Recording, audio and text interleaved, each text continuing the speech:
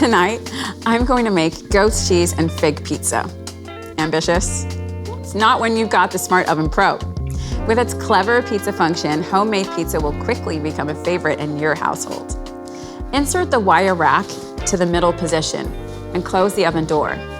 Use the function dial to select the pizza function on the LCD screen. The top numbers showcase the preset cook temperature, and the bottom shows the size in inches. Both can be adjusted to your needs. You can see here that the convection and frozen settings also display. If you're working with a frozen pizza, use the frozen setting to automatically lower the temperature and extend the time slightly. Alternatively, select convection. You may notice the set cooking temperature will adjust to compensate for the convection fan increasing cooking rates. That's normal. Press the Start Cancel button to activate the Smart Oven Pro's pizza function. And once it's preheated, you're ready to go.